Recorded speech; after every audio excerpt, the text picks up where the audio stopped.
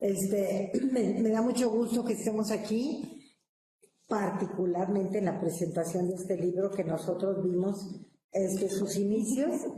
Fue el primer seminario que tuvimos, el que impartió Sayuri cuando nos platicó de esto, pero no te tocó a ti, Luce, no le tocó a Usuri tampoco, ni a Lore si se conecta, Dice Usuri que sí le tocó. Ah, ¿sí te tocó? Ok, qué bueno, qué bueno. Bueno, pues nos da muchísimo gusto que ya vea La Luz como libro y además que está excelente, la verdad es que lo puliste de una manera maravillosa. Bueno, yo creo que todos sabemos, bueno, menos Luce, pero vale la pena decir para los que estén en Face y para George si se conecta o está conectado, el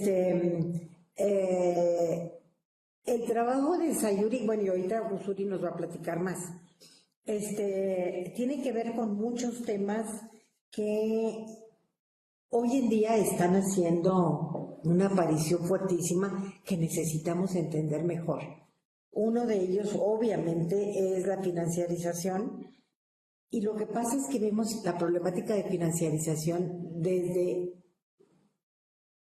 iba a decir lo micro, pero no sé qué tan micro, desde lo local, desde las personas, con un detalle increíble, fascinante, que da para muchísimo análisis, ¿sí?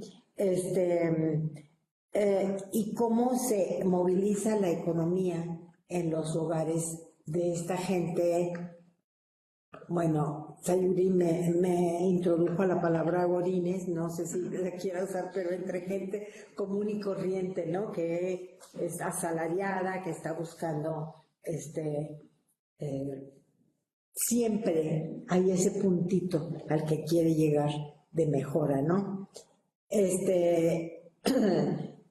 Las familias que ella retoma dependen en gran medida de un salario y una pensión, una minúscula venta de gelatinas o pastelitos, pero invariablemente deudas. Y la deuda es otra problemática que hoy en día está en toda su algidez y que necesitamos entender mejor. Es cómo se vincula a nivel cotidiano la expectativa de mejora con cuestiones de financiarización, con deudas, cómo interpretan sus logros y sus malogros, cómo se espera que la gente salga adelante por sí sola, sin apoyo. En ese tiempo tenían acceso ellos a algo, ¿verdad? Algunos programas, pero muy poco. No era una parte importante de su vida cotidiana. Supongo que hoy lo sería más, ¿no? Supongo, cuando algunos de ellos ya recurren a la tarjeta de bienestar, etcétera, ¿no? Pero bueno, podemos ver en el trabajo de Sayuri todos estos puntos de financiarización, estos puntos de ahorro y sobre todo una metodología muy innovadora. Me atrevo a decir innovadora porque aunque ha hecho otra gente lo de los diarios financieros, yo creo que no lo han hecho de la forma que lo estás haciendo tú. Y eso hay que resaltarlo. Tú haces los diarios, involucras las cuestiones sociales que están involucradas en esas transacciones particulares. Entonces, involucra las expectativas.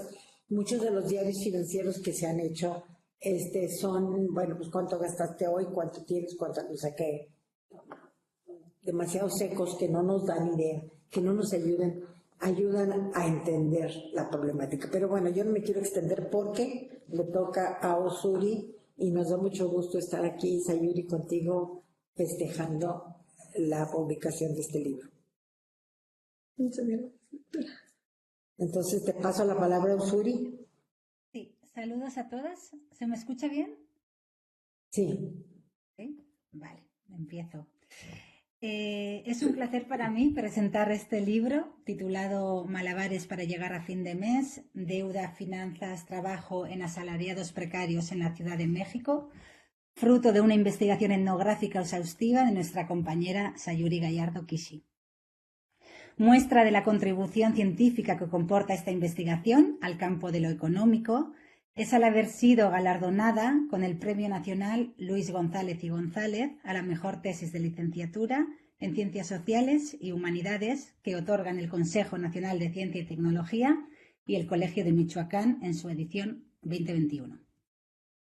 Me da una especial alegría ver publicada esta investigación porque sé de primera mano el arduo trabajo y la dedicación que comportó desde que, como dice Magda, en 2019 creo que era, ya Sayuri nos mostraban en el seminario sus primeros, o cómo empezaba a pensar sus primeros datos. Pero también me da alegría porque este libro ofrece una visión de lo económico y de las finanzas fuera de abstracciones y de lenguajes oscuros. Como ella misma dice en las primeras páginas del libro, busca ponerle, y la citaré textualmente, cuerpo, nombre, historias de vida, territorios, aquellos procesos tan monstruosos como son el neoliberalismo, la financiarización y la economía de la deuda, las cuales se convierten en algo muy diferente cuando se piensan desde los hogares y no desde los mercados. Con eso, Sayuri se compromete desde las primeras líneas con una tradición antropológica impulsada por Karl Polanyi de comprender las formas reales en que las personas sostienen sus vidas. Y lo hace compatibilizando dos grandes marcos teóricos, el de la economía política, que le permite ver las dinámicas estructurales de diferenciación económica y de distribución de poder y riqueza, y el de la economía feminista, que posibilita observar otras relaciones y prácticas que no necesariamente están guiadas por el interés individual maximizador que la economía neoclásica nos ha contado, sino por otros valores, sin querer idealizarlos tampoco, pueden describirse también como de cuidados y de afectos. Esta obra parte de una pregunta a simple vista sencilla, pero complicada de responder, la de qué malabarismos realizan los asalariados formales, y añade ella, precarios, de la Ciudad de México para llegar a fin de mes. La autora presenta así su primera sospecha, la de la trampa del imaginario del individuo asalariado que se sostiene y satisface sus necesidades y deseos únicamente por el salario y de apoyarse en derechos sociales conquistados, es decir, la trampa o la ilusión de la autonomía individual. Y la voy a citar de nuevo textualmente. Asalariados formales precarios, esto que alguna vez y en algún lugar fue un oxímoron, deviene cada vez más en un pleonasmo, dice ella. Para quien no lo sepa, ¿no? Oxímoron significaría poner términos opuestos, mientras que pleonasmo es añadir palabras redundantemente. Y continúa Sayuri. Me refiero a personas que trabajan para vivir y que por salario intercambian gran parte de su tiempo. Sujetos demasiado privilegiados para recibir apoyos del gobierno y, sin embargo, demasiado precarios como para poder garantizarse vivienda, educación, salud y alimentos. Personas aparentemente demasiado afortunados y comunes como para merecer la mirada antropológica. Hablo de secretarias, choferes y oficinistas, cuyos puestos son más largos que sus nombres. De personas con tacones o zapato boleado, peinados con gel o crema para peinar y siempre con perfume, con un horario de trabajo de 9 a 6 en enormes plazas corporativas o bancos. Sujetos que únicamente en situaciones particulares se refieren a sí misma como godines.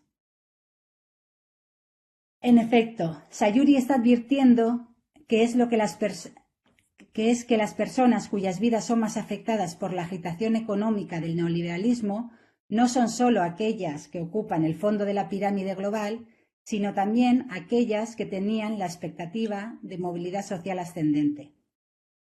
Estas personas se están encontrando con que las prácticas que les debían de permitir salir adelante y lograr una vida que ellas y ellos consideren dignas de ser vividas son cada vez más difíciles de manejar.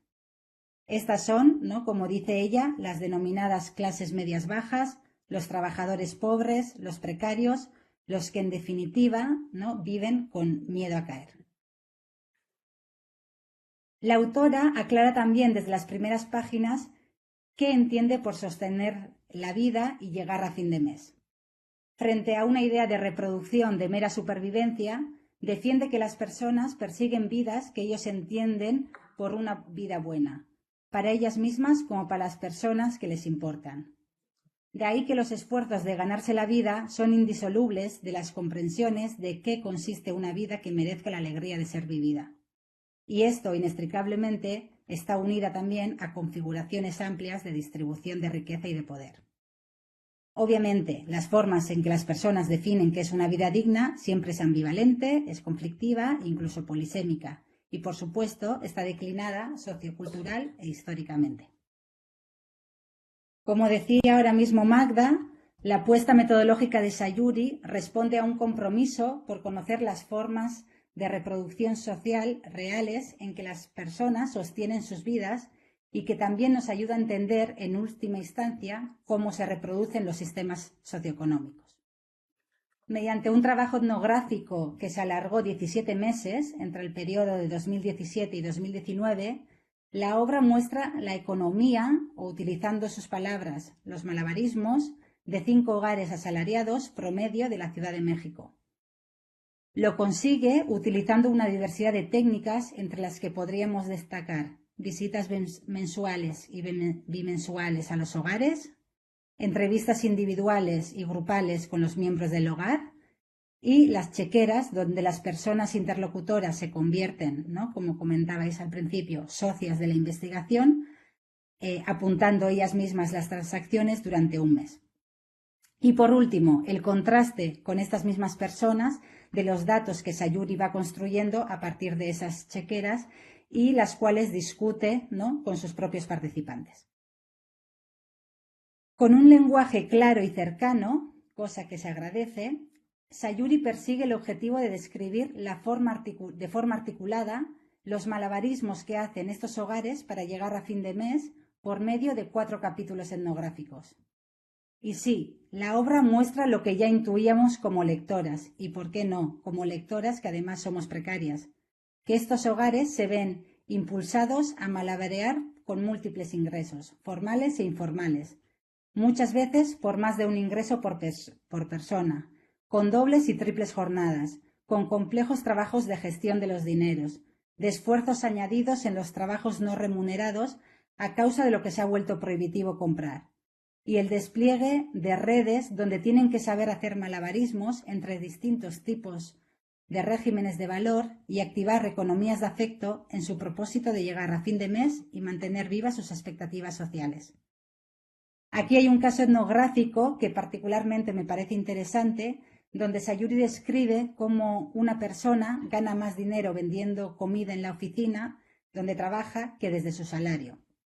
Lo que a mí personalmente, por ejemplo, me llevó a reflexionar, ¿no?, de esta dificultad de separar ingresos formales e informales, o incluso de pensar en la realidad, ¿no?, cómo se da esta redistribución de los salarios entre los trabajadores, ¿no? Y creo que también es interesante para poder seguir pensando en esta línea. La autora nos muestra los recursos y los esfuerzos de estos hogares, pero también los cálculos y las proyecciones, los sueños y los miedos, la agilidad de moverse y la fragilidad intrínseca de sus economías. Aquí, lamentablemente, sobresalen también los cuerpos agotados, sobreexplotados y sobrepreocupados. La obra no normaliza estos malabarismos, sino más bien los problematiza, entendiéndolas como respuestas o formas de internalización de los desajustes del mercado, así como del vaciamiento de las estructuras y servicios públicos. No olvidemos que los esfuerzos añadidos que estos hogares realizan para conservar sus sentidos de dignidad responden a la carga añadida que pusieron encima de los hogares las políticas de ajuste estructural iniciadas en México desde los años 80 del siglo pasado. Es decir, estos malabarismos se realizan o responden a unas políticas que impulsaron la precarización del trabajo y que mermaron las estructuras y servicios públicos y sociales de bienestar. Es en este punto donde aparece, creo yo, y ya lo ha comentado también Magda, una de las contribuciones más importantes del libro al mostrar que uno de los recursos más relevantes que contienen estos hogares para sostener sus proyectos de vida es la deuda. Mucha deuda y deuda diversa.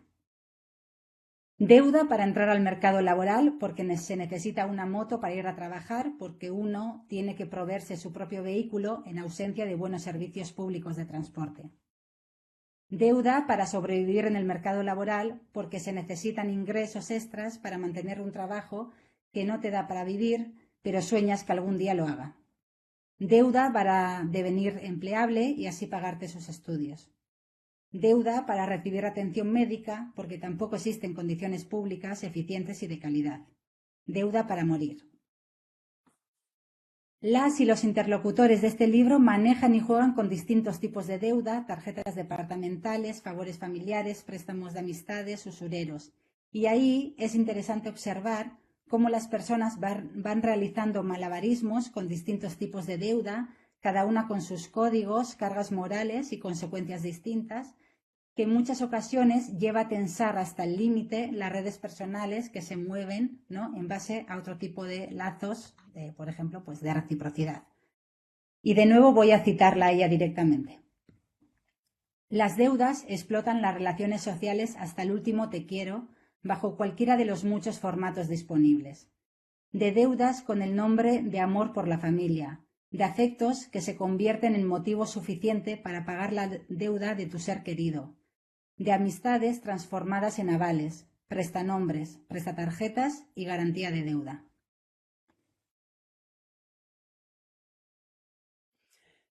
De esta forma, este libro dialoga con esta cuestión que autoras como Verónica Gago y Lucy Caballero, entre otras, denominan economía de la deuda para referirse al régimen actual donde la toma de deuda ya no es una opción, sino una obligación.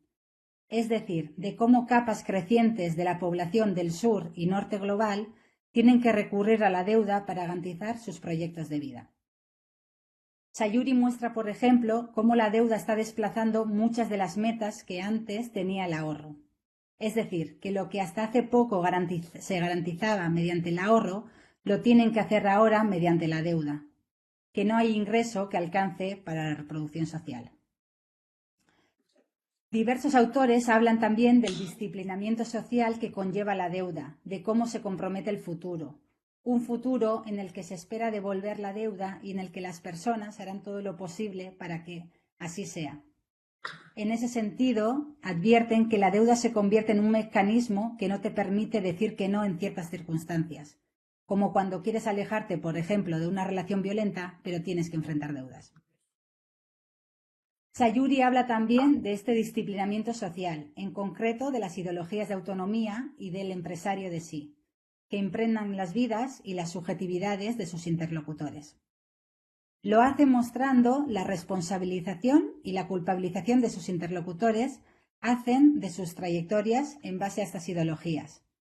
La vergüenza a la que les somete la deuda en una sociedad que alaba la autonomía.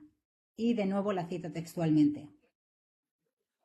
Dice ella, da pena que la gente sepa que el dinero no alcanza, da pena ser identificado como deudor y da pena que se sepa que no comprendes la terminología de los bancos. La obra muestra también los distintos tipos de estigmas según los objetivos de la deuda, la estigma de endeudarse para llegar a fin de mes frente a endeudarse para conseguir un celular. Sayuri critica así la disciplina que impone la vergüenza del endeudamiento, hasta el punto de enajenar al deudor y los otros deudores. Este es precisamente uno de los grandes objetivos políticos de esta investigación etnográfica, la de sacar del closet la deuda, quitarle su poder de culpa y de inhibición. Mostrar cómo esta es en realidad uno de los mecanismos privilegiados de extracción de valor y explotación de nuestra era. En pocas palabras, la de enunciar la deuda como un problema común. Voy a terminar formulando algunas amplias preguntas a modo de conocer mejor el proceso de investigación y también para entrar en el debate sobre los aspectos que yo creo que son cruciales de algunos aspectos de los que planteas. También, si quieres profundizar en algunas y en otras no, pues tú vas a ver. La primera, quisiera que nos hablaras del proceso de investigación. Mediante un lenguaje claro y sencillo, que creo que no es casual, aterrizas estos procesos abstractos a la vida cotidiana, o más bien construyes estos procesos macro desde abajo. Para ese fin, además de realizar un trabajo teórico, me refiero a lo que supone pensar la economía fuera de la lógica del mercado o no solo desde los mercados, requiere también, como decía Magda, unas decisiones metodológicas ingeniosas. Me gustaría que nos hablaras un poco de lo que supuso este descentramiento teórico, dónde buscaste inspiración y también lo que te supuso en la práctica esta apuesta metodológica, ¿no? De dónde te inspiraste y cómo lo construiste. En segundo lugar, en la tesis muestras una gran variedad de trabajos, esfuerzos, malabarismos que las familias realizan para sacar sus vidas adelante y mantener sus sentidos de dignidad. Me gustaría que nos hablaras más de esto, de las consecuencias inmediatas de este sobreesfuerzo y sobre todo de esto que señalas de que se está tensando las relaciones y los afectos hasta el límite. En tercer lugar, sobre la economía de la deuda, estudios publicados recientemente están señalando que se está intensificando esta economía de la deuda, de modo que si en algún momento la deuda sirvió para hacer frente al consumo de bienes electrodomésticos o fiestas de 15 años, ahora cada vez más se utiliza para cubrir servicios básicos y alimentos, ¿no? En un contexto de creciente inflación.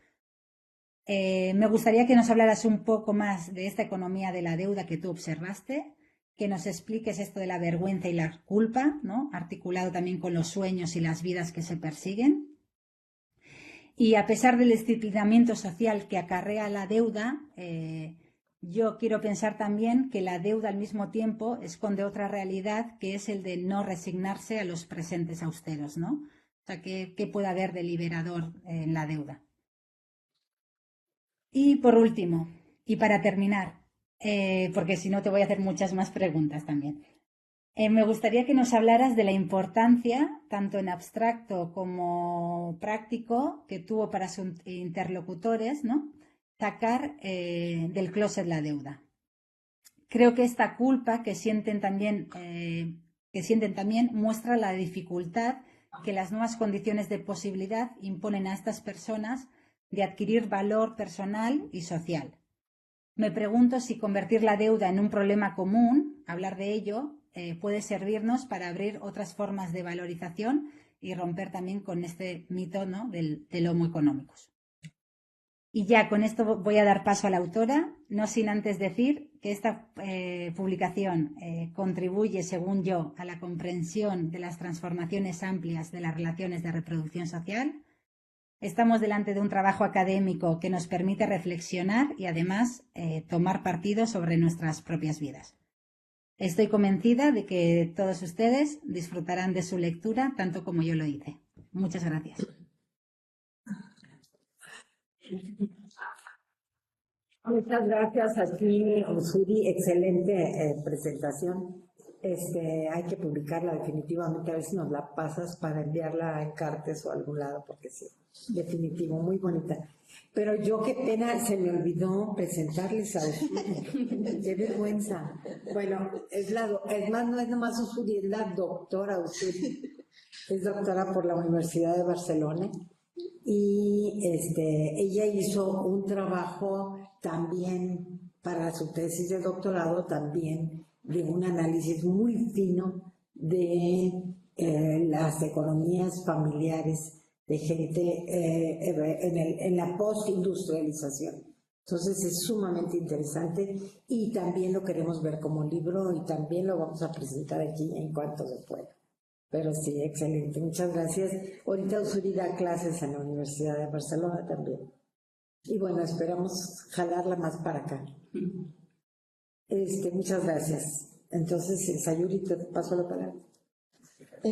Bueno, muchísimas gracias a todas las personas que me acompañan el día de hoy, ¿no? Muchísimas gracias, Ursuri, la verdad a mí me emociona muchísimo que que poder dialogar, ¿no? Bueno, contigo, con las compañeras del seminario, con la doctora, ¿no? Como mencionaba, pues nos conocemos ya desde hace 4 o 5 años, ¿no? Y desde un principio hubo mucha afinidad entre nuestros temas, ¿no? Mi primera respuesta a en qué te inspiraste para tu trabajo, pues pienso por supuesto en todas ustedes, ¿no? Mis compañeras del seminario, que creo que voy a tratar de reconstruir un poco el proceso de investigación a partir de estos entrecruces que he tenido con el seminario, con la antropología económica, con la economía feminista y, bueno, por supuesto con la etnografía, ¿no?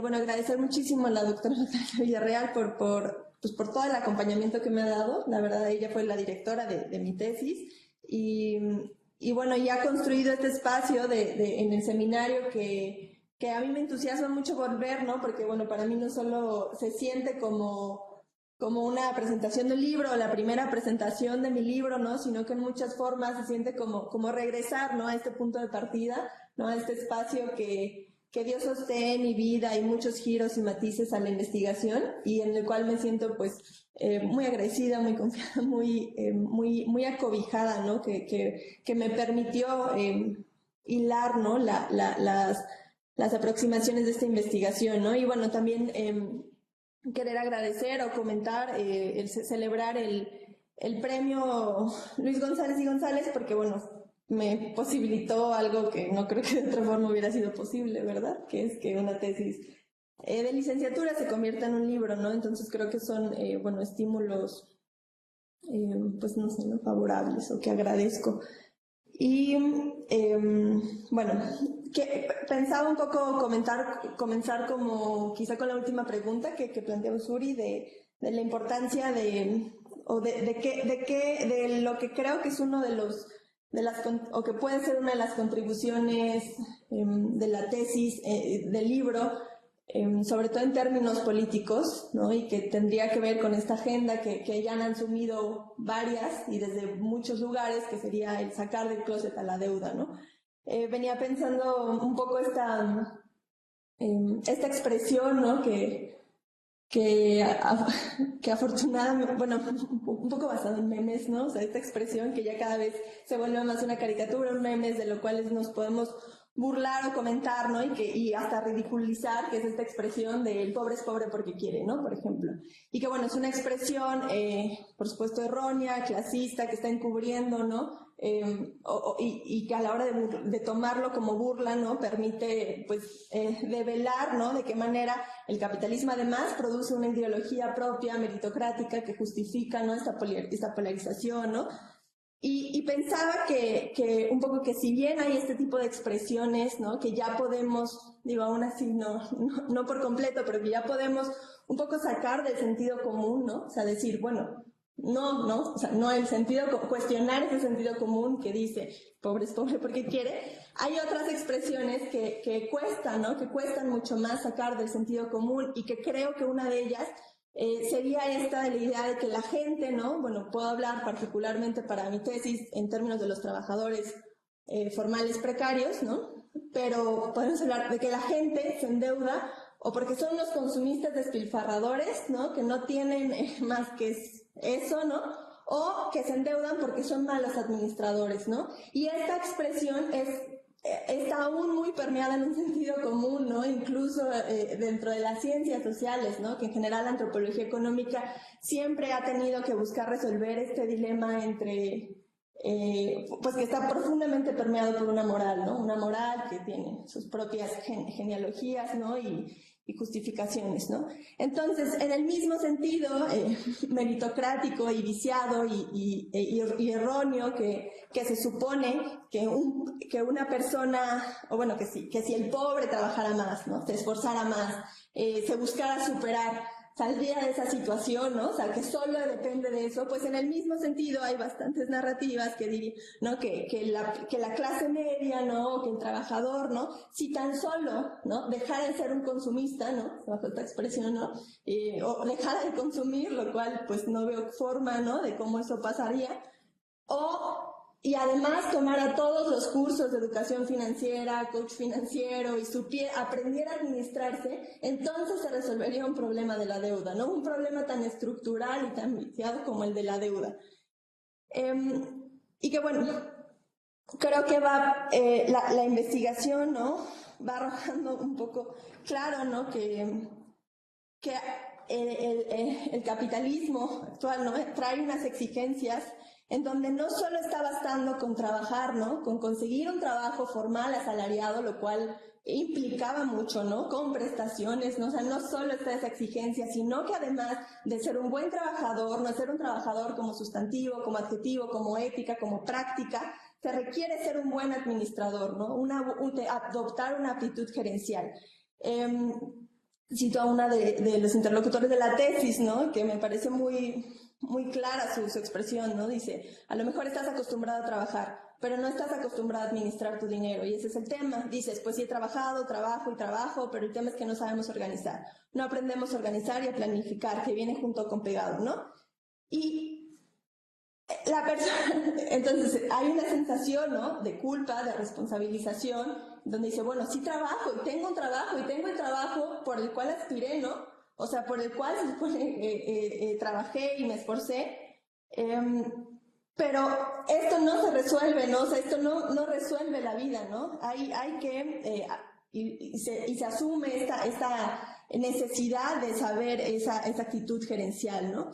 Entonces, me parece, bueno, que un apunte, ¿no? Como de este trabajo y que busca abonar este trabajo es ese resquebrajamiento de sentidos comunes culpabilizadores, ¿no? Respecto a la deuda, y que esta consigna que mencionaba Ussuri, ¿no? Que viene de colectivo Ni Una Menos, ¿no? Y de muchas, sobre todo, científicas sociales feministas, de decir, bueno, saquemos el closet a la deuda, ¿no? Visibilicémosla como un problema en común, desindividualicémosla, ¿no? Quitemos o desafiemos este poder que tiene de avergonzar, ¿no? De que debe ser tratado como un asunto privado, que de por sí es un reto que todas las que nos dedicamos a la antropología económica hemos enfrentado, ¿no? De cómo acercarnos a la hermeticidad que supone las finanzas cotidianas dentro de los hogares, particularmente quizá en ciudades, ¿no? Y hogares. Y veamos, ¿no? Identifiquemos, por ejemplo, ¿no? Esto que también mencionaba Ussuri, de cómo muchos derechos sociales y laborales cada vez llevan más el nombre de una meta individual, ¿no? Entonces, elementos como la vivienda, la salud, la educación, la pensión, ¿no? Incluso el consumo compensatorio, ¿no? Que viene de una tradición histórica de un pacto, ¿no? De un acuerdo, pues se vuelven metas, ¿no? O sea, de derechos a metas. Y que se tiene que conseguir, bueno, a partir de todo este malabareo que mencionaban, y por supuesto de mucha deuda. Y bueno, creo que eso es un punto, ¿no? Central de una investigación que está situada dentro de esta economía de la deuda, que, bueno, a grandes rasgos es una modalidad de la economía del mercado, ¿no? En donde el mercado ya pasa a ser un importante agente rector implicado en el resto de las estructuras sociales, pero que tiene, ¿no? Como particularidad varios de estos procesos que enunciaré y trato de caracterizar, de financiarización, bancarización, el importante papel que está jugando la deuda y el hecho de que la deuda no está solo ahí, ¿no? O sea, no solo es ahí, sino que se requiere, o sea, es una herramienta transversal, ¿no? Para la reproducción de la vida. Y bueno, solo como sobre este último punto, la mayoría de las principales deudas que arrastraban las familias desde muchos años, ¿no? Se trataban de deudas por salud, ¿no? O sea, es decir, alguien enfermó y ya sea que en el proceso de acceder a la atención pública o porque les negaron o les rechazaron o no fueron las condiciones posibles para la atención pública, pues adquirieron unas deudas que arrastran 4, 5, 10 años después, ¿no? Y que se vuelven deudas impagables. O muchas de sus deudas fueron para educación primaria, ¿no? Y porque, por supuesto, la idea, ¿no? De que sus hijos aprendan inglés, ¿no? Puedan acceder a una universidad pública y conseguir el trabajo, es el sostén suficiente, ¿no? Para para, o es motivo suficiente, ¿no? En este tipo de horizontes de vida digna, y futuros deseables para sus hijos, ¿no? Entonces, estas deudas se terminan convirtiendo en pasivos, arrastrando y reconfigurando, ¿no?, todas las finanzas cotidianas. Pero bueno, sobre el proceso, ¿no?, de hacer esta tesis y que reitero, está realmente muy, muy atravesada por los diálogos con las personas que han pasado o integrado este seminario, ¿no? Yo estudié en la ENA, ¿no?, en la Escuela Nacional de Antropología e Historia, Antropología Social, y llegué bastante a la entrada por la idea de que era el lugar más marxista y donde todas las clases eran sobre la crítica al capital. Y un poco en la transformación, ¿no?, de mi proceso formativo ahí, de formación, ese juego, me fui interesando por el tema de la deuda, ¿no? Junto con mi compañero Esteban, identificábamos, es que la deuda está cobrando cada vez más importancia, ¿no? Esto desde el 2017. Veíamos desde los comunicados del EZ hasta cualquier lugar, ¿no? O sea, la deuda estaba jugando un importante papel para comprender, ¿no?, el capitalismo, nos parecía. Y encontrábamos esa similitud como entre, es que los estados están endeudados, las empresas están endeudadas, los hogares están endeudados y más que tantito endeudados se está requiriendo de la deuda para permanecer, para sostener, para reproducirse, ¿no? Recuerdo mucho que en el último año de la carrera encontré en la librería de la Facultad de Economía el libro que compiló la doctora de Antropología de la Deuda, ¿no? Y para mí fue así como, ¿qué? La antropología y la deuda se están juntando y pensando.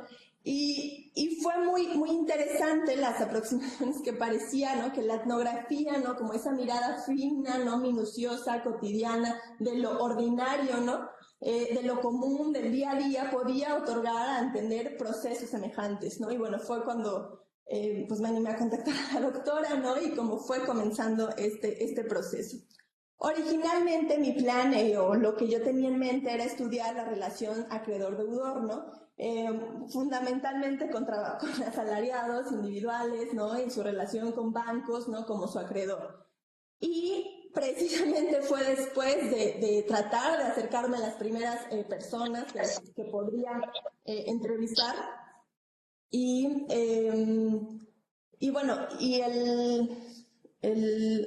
con el diálogo de muchas de las cosas de los seminarios, que dije, y de la economía feminista, que también fue fundamental, decir, ¿hasta qué punto estoy reproduciendo un imaginario de la economía liberal de que el sujeto económico es el trabajador asalariado, ¿no?, que percibe el salario y que él es el sujeto endeudado, ¿no?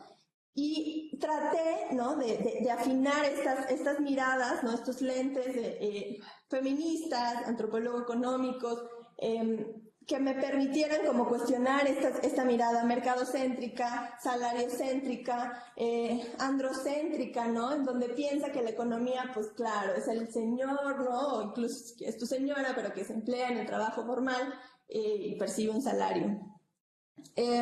Y que, claro, o sea, la gente depende de él, ¿no? Porque, está el que recibe el salario, quien recibe el salario, y el resto de la familia depende de él, ¿no? Y entonces está el jefe de familia, que él no depende de nadie, ¿no? Nadie, salió solito, y el resto de la gente depende de él, ¿no? Y fui como un poco de esa mirada que, es que ni la deuda ni el sostenimiento de la vida se hace desde individuos asalariados, ¿no?, en el mayor de los casos, y cómo poder incorporar esta mirada relacional, ¿no?, de redes, en hogares, ¿no?, a una propuesta de este estilo. Fue así que replanteé, ¿no?, y dije, trabajemos con hogares, ¿no?, pensemos la deuda desde otro tipo de unidades. Y también ampliemos lo que estamos entendiendo por economía, ¿no? Porque me encontraba con esto, ¿no?, de que la antropología económica tenía aportaciones riquísimas desde las tradiciones sustantivistas para pensar la economía en un sentido ecológico, amplio, desde el aprovisionamiento, que implica mucho más que el mercado, pero lo dejaba para las economías del don, ¿no?, las sociedades primitivas. Estoy hablando por supuesto de la economía clásica, justo que más después muchísima gente ha aportado a esto. Pero cómo no cuestionar eso, ¿no? Cómo dejar, cómo no, pero ya para las economías del mercado, Y por supuesto, economías de la deuda, pues ya ahí sí pasa lo que dicen los economistas, ¿no? O sea, de nuevo, la antropología pudiendo aportar para lo primitivo, ¿no? Entre comillas, lo no capitalista, lo precapitalista, etcétera. Y bueno, fui, ¿no? En muchos de los diálogos con los proyectos de investigación de mis compañeras y con la economía feminista incorporando estas ideas, ¿no? Creo que pasó mucho por... y además, ¿no? Me interesaba, bueno, la antropología como ¿no? Cuando dejó de estudiar únicamente a las, entre comillas, sociedades primitivas, a los grupos indígenas, etcétera, bueno, pasó a estudiar otro tipo de alteridad, ¿no? Otro tipo de otredad, ¿no? Y que es, bueno, un proceso muy común, ¿no? De la antropología, de, bueno, estudiamos a los marginados, ¿no? A los pobres, ¿no? Aquel sector muy distante, ¿no? Muy, hasta cierto punto exótico, ¿no? Y creo que, bueno, una de las intenciones, ¿no? De este trabajo es decir, bueno, ¿qué pasa, ¿no? Si agarramos, ¿no? Si trabajamos, si indagamos en un fenómeno así, con un sujeto, pues entre comillas,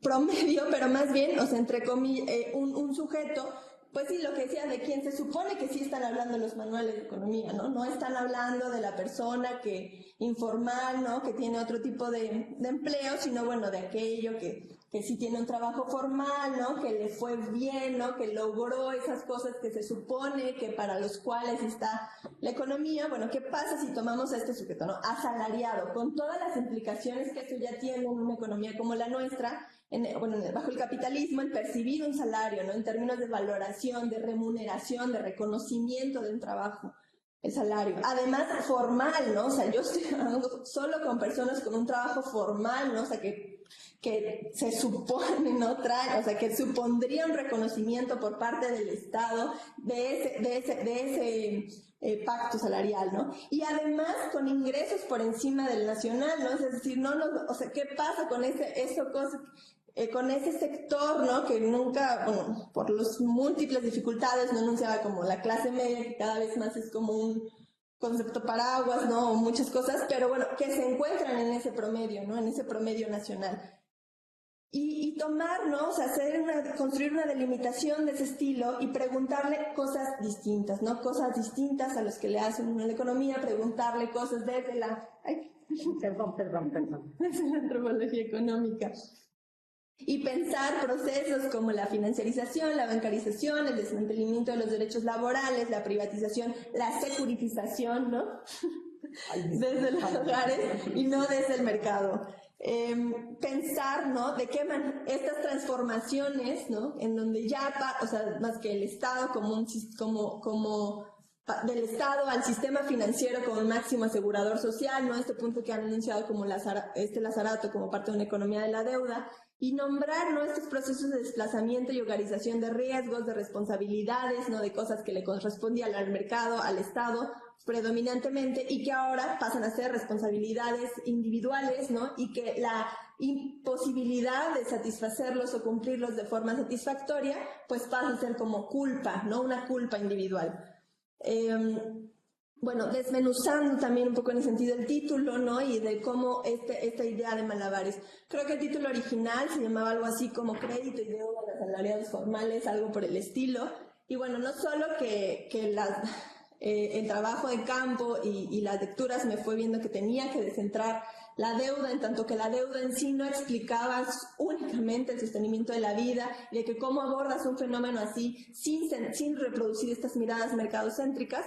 Bueno, además fui mucho en diálogo con este concepto de malabares, ¿no? Que recuerdo haberlo leído en publicaciones de la doctora Villarreal, de muchas autoras, ¿no?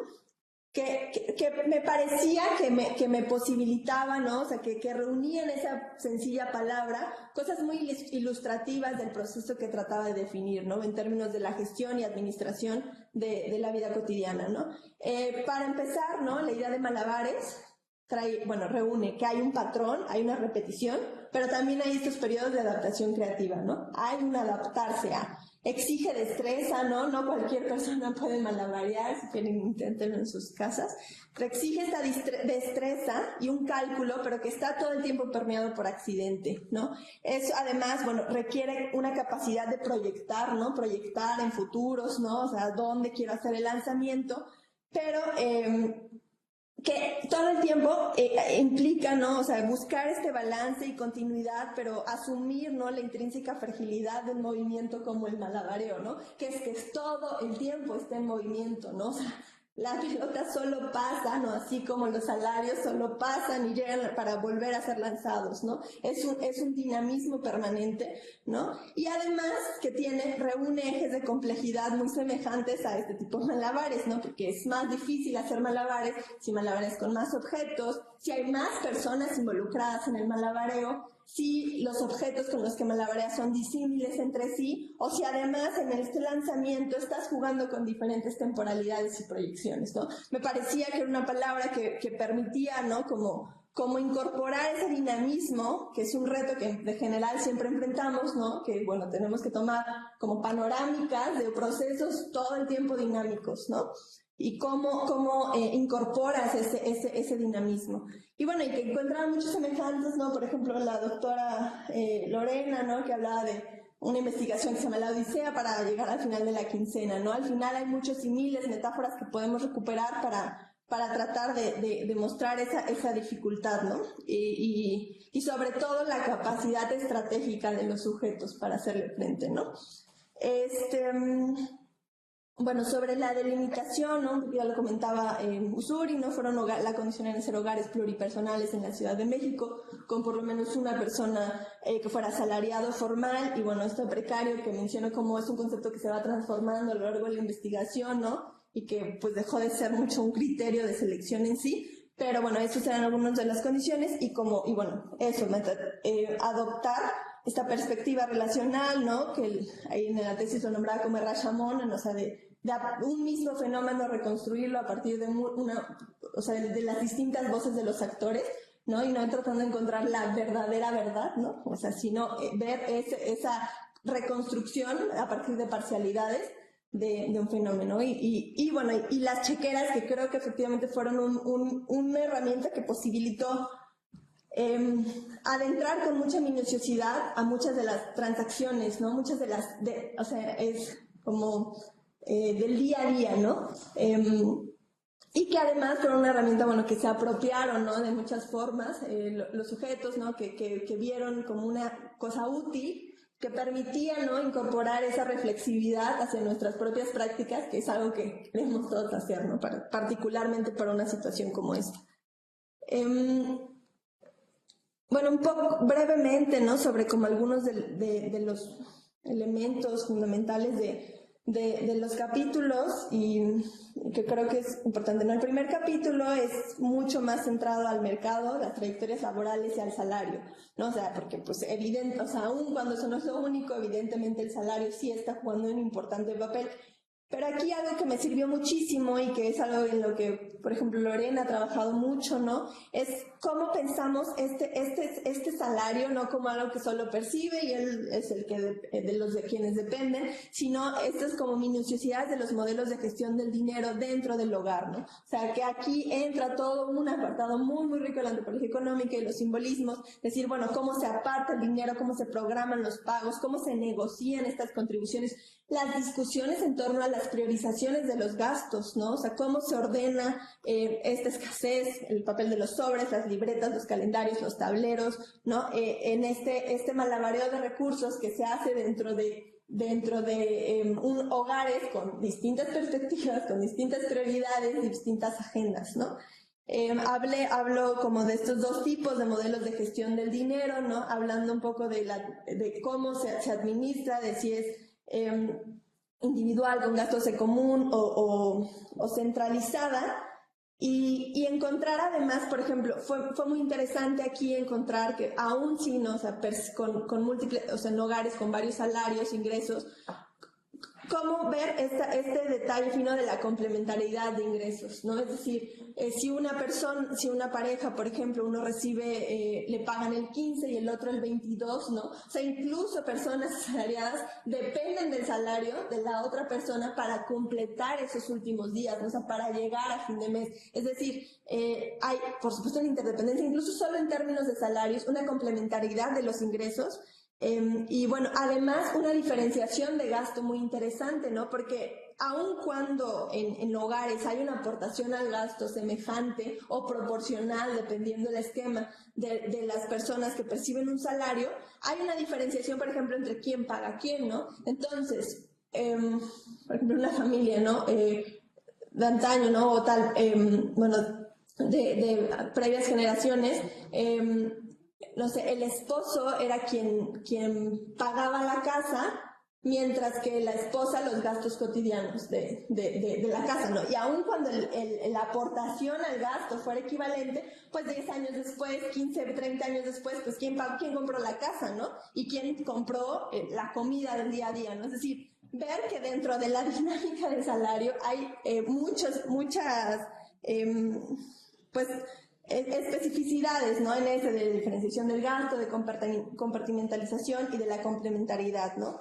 Y que pensar esas gestiones dentro del hogar, ¿no? Las relaciones, las negociaciones, las tensiones, bueno, incluso solo dentro del término de salarios es muy, muy interesante, ¿no? Ahora, agreguemos las otras capas o dimensiones del análisis, ¿no? El segundo capítulo, ¿no? Y que se me acuerdo que, bueno, estuvo súper enriquecido por tanto Eli, que estaba trabajando con los mercados alternativos y solidarios, ¿no? Usuri, que estaba con la etnocontabilidad, también trabajando con hogares y muy en diálogo con estos grupos de economía feminista. Bueno, de muchos lados, ¿no? Pensar, incorporar con la misma centralidad que tiene el salario y los trabajos asalariados, los trabajos no remunerados, los trabajos de reproducción, ¿no? Dentro de esto. Entonces, por ejemplo, toda la investigación que realizaba Magda sobre los favores, ¿no? La centralidad de los regalos y que incluso en algunos de los hogares se volvió casi el sentido mismo del trabajar, ¿no? Y que, bueno, para mí eso fue como una de las grandes sorpresas de la tesis, de pensar, bueno, en contextos tan mercantilizados, tan financiarizados, tan dependientes al salario, la relevancia que tienen los favores, ¿no? Otro tipo de intercambios y de reciprocidades que no están obedeciendo solamente una lógica mercantil, o siguiendo, ¿no? Esa lógica de valorización de valor, la centralidad que eso tiene para llegar a fin de mes, ¿no? Para sostener la vida, particularmente en procesos de crisis, ¿no? De desgaste. Entonces, ver precisamente estas interconexiones, bueno, pensar una economía más allá del mercado, más allá de la producción, distribución, consumo, poner en un lugar protagónico los trabajos de reproducción y las dinámicas, como decía, de cuidados, afectos, hay muchas formas de nombrarlos, ¿no? Pero que al final son trabajos invisibilizados, no remunerados, muchos casos devaluados, y que están teniendo un papel igual de importante, ¿no? O de central para esta misión que es, pues, sostener la vida, ¿no? Llegar a fin de mes. Encontrar estas interconexiones entre trabajos formales e informales, como el caso que mencionaba Usuri, que igual me sorprendió mucho, ¿no? Decir, bueno, es que en la literatura tú la encuentras muy dividida, ¿no? El trabajo formal por ahí, el trabajo informal por aquí, y el sueño del desarrollo es lograr formalizar muchos empleos y lo que tú quieras, y bueno, te das cuenta que hay una serie de interconexiones, ¿no? Que el trabajo formal es plataforma para el trabajo informal, ¿no? Que realmente las oficinas tienen muchos mecanismos de redistribución social al interior, ¿no? Que por supuesto hay que pensar las jerarquías que hay en ello y un montón de otras relaciones, pero me refiero dentro, o sea, los espacios de trabajo, cómo están operando también para estas extensiones y continuidades entre trabajos. Y que, bueno, las primeras estrategias para percibir más ingresos, pues es comenzar a vender cosas en los espacios de trabajo, ¿no? O sea, es como así, paso uno casi. Bueno, después de muchas cosas dentro de los hogares, ¿no? Creo que aquí fue un poco cómo ir lidiando, ¿no? Y que era, bueno, una discusión muy, muy rica y que pudimos estar sosteniendo aquí en el trabajo, de cómo ir lidiando con que, por un lado, los hogares y las redes están amortiguando las crisis y fluctuaciones del mercado, y en ese sentido tienen dinámicas que, más que ser anticapitalistas, pues devienen funcionales en una lógica, pero por otro lado, pues no reproducir una mirada totalmente mercadocéntrica, ¿no? En donde es incapaz de ver que pues también se están jugando otros valores, otras morales dentro de, otras economías morales dentro de esas transacciones, y que no es, que la lógica de valorización de valor lo ha consumido todo, ¿no? Sobre las particularidades, un poco esto de la deuda que preguntaba Ussuri. Bueno, el tercer capítulo fue final de la deuda, fue el último capítulo que escribí, el que más tenía como las expectativas, ¿no? De bueno, esto se supone que era la tesis y ahora ya es un capítulo, ¿cómo lo acercamos? Y aquí fue ver, bueno, precisamente eso, ¿no? O sea, sí el trasfondo, ¿no? Hay esta intensificación de la economía de la deuda. Efectivamente, las tarjetas de crédito, que en todos los casos empezaron a tenerlas a partir de encontrar una relación salarial, ¿no? O sea, hay una relación histórica hasta con sociedad, histórica en las propias historias de vida, ¿no? Entre el trabajo salariado y la tarjeta de crédito, ¿no? O sea, realmente hay, y que incluso dices, bueno, casi se siente como que me la gané porque es por mi salario que tenía, ¿no? Pero bueno, sino ¿qué pasa con que ya estas tarjetas de crédito no solo se están usando, ¿no? como pasivo, ¿no? como un recurso extra, sino bueno, todos los gastos están domiciliados ahí, se está utilizando como un activo, como una extensión al salario, ¿no? Y bueno, y efectivamente, ¿no? O sea, son servicios básicos los que se están pagando con crédito, ¿no? No todo esto que sabemos del súper despilfarro y inserta el imaginario que tú quisieras, y que aunque lo estuvieran haciendo ahí, ¿no? También, o sea, no tiene nada malo, ¿no? Tendríamos que tener esa otra discusión, ¿no? Sobre la moral y los gastos, pero bueno, aquí había una serie de preguntas sobre, bueno, con quién y para qué se endeudan, ir identificando precisamente estas preferencias entre acreedores, sus prioridades de pago, pero ver. De nuevo, la pregunta creo que más central no era solo, bueno, con quién y para qué se endeudan, sino esta deuda de qué manera está perfilando o de qué manera se está resolviendo, sorteando desde los hogares, desde las finanzas cotidianas, ¿no? El impacto que está jugando y dentro de este malabareo, bueno, el papel que está jugando las deudas y estas deudas, cómo influyen en esto. Pensar, bueno, algo claro, la enorme línea crediticia que tienen los hogares, o sea, realmente las personas en un solo día, sin ningún trámite, podían acceder a un crédito equivalente a su salario anual, ¿no? O sea, es decir, sus líneas de crédito equivalen a lo que perciben en un año. Y por lo que obviamente eso le supone no solo... bueno, no es un esfuerzo por conseguir dónde consiguen crédito, sino cómo limitas, ¿no? O sea, cómo te limitas tú, cómo tú, adoptando una subjetividad gerencial, ¿no? Propia, te limitas en una deuda que podrías, pues en un año sacarlo de todo un año, ¿no? Y luego, y bueno, aquí sí entro en diálogo con este concepto, ¿no? Que mencionaba Ussuri, que creo que sirve para algunas cosas, pero no para otro, que es, bueno, esta subjetividad deudora, ¿no? Estos imaginarios de autonomía individual, ¿no? Esta forma en la que el capital no solo piensa en nuevas formas de extracción y apropiación de trabajo, sino en construir subjetividades acordes a, o que por lo menos faciliten, que incorporen, que interioricen, ¿no? Varios de estos puntos. De nuevo, aquí sin ser homogenizante, totalizante, ¿no? Ni nada por el estilo, sí hay este sentido común, ¿no? O que se ha construido de asumirse malos administradores, ¿no? Que el problema es ellos en su mala administración, que ellos son culpables en tanto que no administran. Y bueno, y creo que el trabajo, ¿no? De sacar el closet a la deuda, más allá de consigna o más allá de postura política amplia, o sea, los ejercicios dentro de los hogares, el poder hablar, ¿no? O sea, de deudas que en varios casos ellos no hablaban explícitamente, aunque todos respondían a pagarlas, no se hablaban explícitamente, fue funcionando, ¿no? Para atreverse a hablar de algo de lo que no se hablaba mucho, ¿no?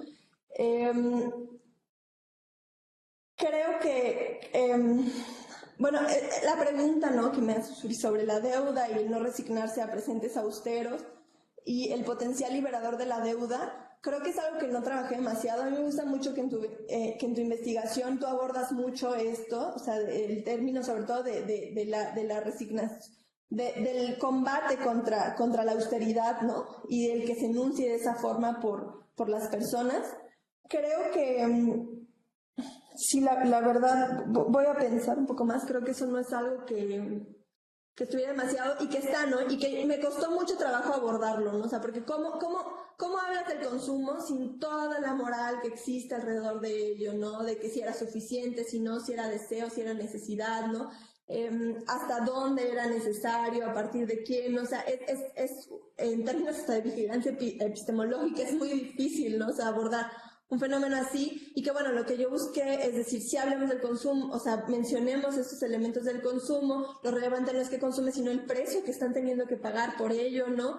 Hay el hecho de que esos estaban, o sea, esos estaban en una promesa que se les hizo, ¿no? Se les dijo, trabaja, estudia, obtén este trabajo y vas a conseguir eso, o sea, hay un pacto histórico en ese sentido, y eso ya no está, ¿no? Entonces creo que esa fue una forma de la que lo fui resolviendo, y bueno, sí creo que pues la deuda les posibilita acceder a muchas de estas cosas, ¿no? Y que en ese sentido tendría ese efecto, ¿no? Pero bueno, no lo he pensado demasiado. Y ya, bueno, y por último, el capítulo del ahorro, recuerdo que eso fue así, lo que jamás se me ocurrió encontrar ni pensar, ¿no? O sea, decía, bueno, si están endeudados, ¿cómo por qué tendrían ahorros, no? Y recuerdo mucho la investigación de Enrique, ¿no? Que también estuvo aquí del integrante del seminario, de Enrique Sepúlveda, y su investigación que había hecho sobre ahorro no monetario y monetario en hogares aquí en Jalisco.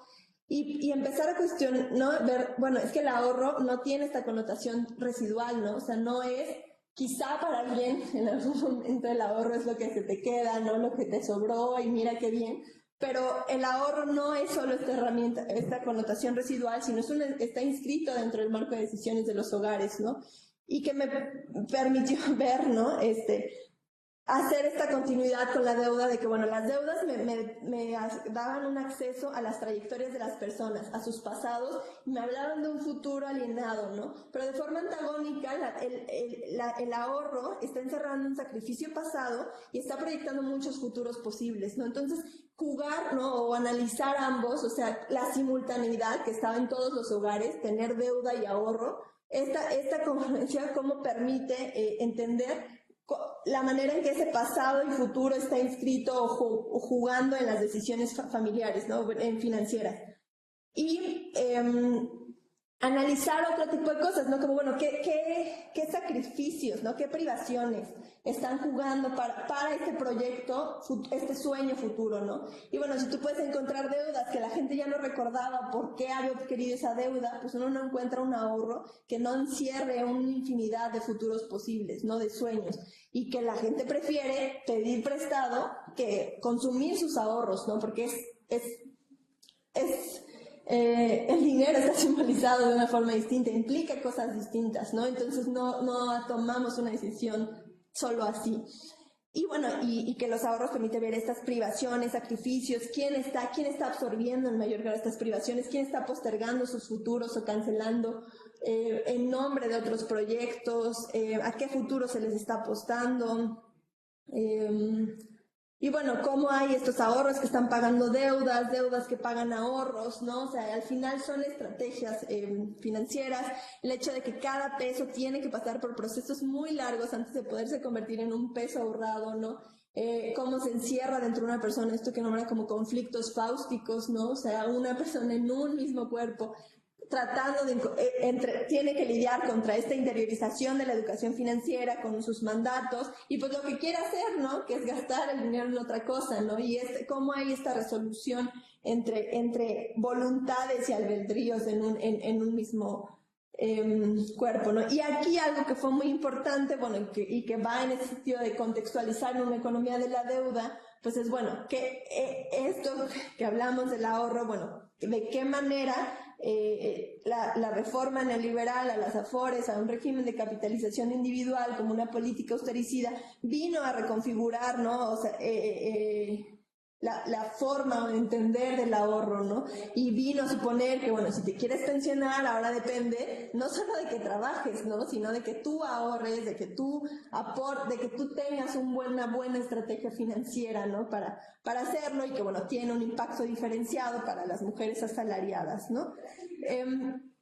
Creo que Déjame ver si respondí algunas de las preguntas, ¿no? Igual me interesa mucho pues, cualquier otro comentario, ¿no? Que surge aquí, pero creo que eso fue un poco del proceso. En general, bueno, yo estoy muy agradecida, ¿no? Con muchas personas, de verdad, desde Fer hablando de la monetarización en la Amazonía y cómo hacíamos esos diálogos con la financiarización, ¿no? Eli con sus economías alternativas, o sea, me refiero, realmente fue un proceso en el que, y además que el trabajo de campo permitió, porque fue un trabajo de campo como prolongado en el tiempo, ¿no? Es decir, podía regresar y decir, oigan, tengo una nueva pregunta, podría ser, ¿no? Y entonces estos diálogos permanentes, ¿no? Entre analizar, ¿no?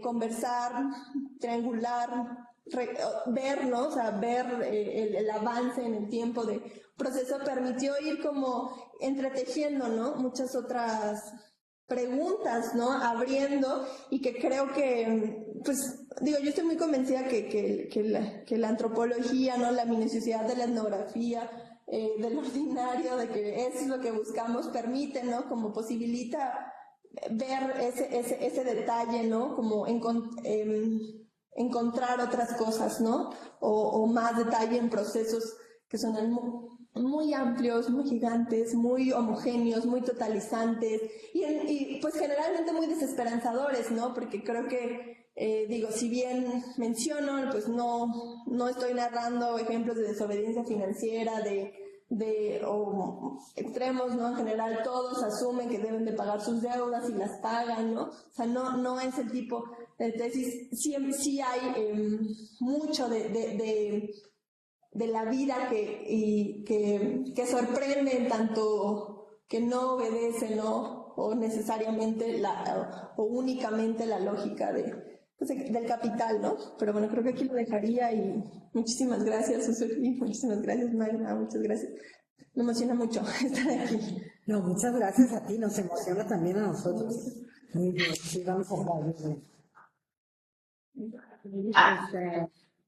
Y además me da mucho gusto que hay varias gente conectada, además que tú les sabes ver, porque está Francesco. ¿Quieres aprovechar, Magda? No sé si quieres que aprovechemos para algunas preguntas que dejaron en el Facebook. Ah, perfecto, sí. Sí, nomás Porque, déjame bueno, decir que durante la presentación. Ok, no, nada más quería mandarle a Sayuri las felicitaciones de Francesco Zanatelli de Italia y que hoy se tuvo que desconectar, pero y también está Efren, muchas gracias por participar, Efren. Ya no alcanzo a ver, pero Patricia. Patricia. Y Joshua. Y George. Me da muchísimo gusto y además una excelente presentación. Y sí, por favor, dirígenos, Eli. Nada más, es que quería comentar las preguntas y comentarios que dejaron en Facebook porque durante toda la presentación de Sayuri estuvo pues, la participación ahí bastante activa. Catalina Inclán comenta seguramente las estrategias para sobrevivir, completar y mantener el mínimo de necesidades son diversas. ¿Puedes hablar de ellas? Bueno, ya más o menos nos estuviste, Sayuri, hablando de eso, ¿no? Sin embargo, te comento ahí lo que dejan. Y también pregunta si consideras que la pandemia agudizó este fenómeno. Si puedes también comentar sobre la dimensión de género, aun cuando tus referencias son pues grupos familiares. Y Fran Hernández también pregunta si se observaron algunos elementos que permitan relacionar las dinámicas de gestión financiera con eventos vitales de la transición hacia la vida adulta. También hay otra pregunta de Andrea Zúñiga que pregunta si hay alguna diferencia en los espacios laborales que repercuten en el malabarismo del salario. Y bueno, te felicitan. Y también si la deuda es un síntoma de un problema más grave. Diego Garrido pregunta esto. Y pues muchas felicitaciones también de mi parte, Sayuri. Me da mucho gusto que hayamos llegado aquí a este punto. Y pues también te dejan muchas felicitaciones en el Facebook. Gracias. Ay, ¿me puedes repetir la de género? Eso no me quedó tan clara, ¿verdad? La sobre género aún con los grupos familiares.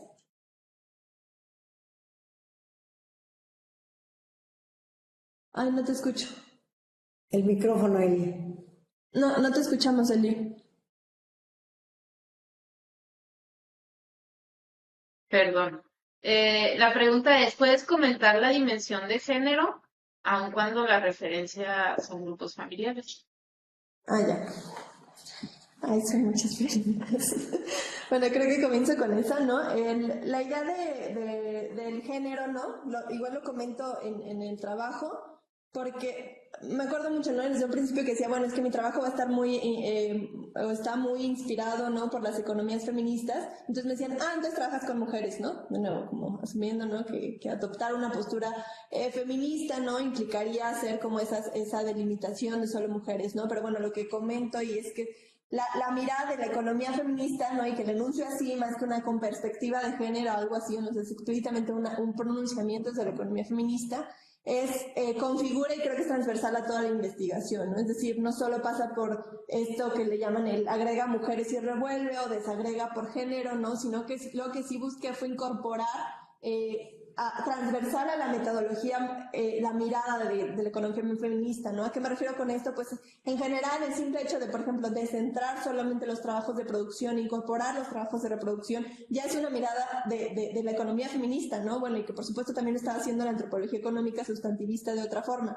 pero pasa por eso, ¿no? Es decir, desde en qué decides mirar, ¿no? Desde cómo decides entender economía, ahí ya ahí ya está la economía feminista, ¿no? O sea, es decir, porque la economía no va a ser solo lo que sucede entre asalariados, ¿no? Y que en términos de salario y su trabajo formal, ¿no? Entonces, el género estuvo en eso, ¿no? Estuvo en todo, en qué entendía por economía, en cómo entender aprovisionamiento, en cómo, sí fue una mirada que estuvo como transversal de decir, bueno, ¿de qué manera está influyendo aquí o podría estar influyendo aquí el género, ¿no? Desde las trayectorias de cotización y el impacto diferenciado que se tendría para las pensiones, desde cómo están desde los trabajos de cuidado, ¿no? Incluso la espacialización dentro del hogar, ¿no? O sea, cómo incluso una distribución espacial dentro de los hogares que obedece, ¿no?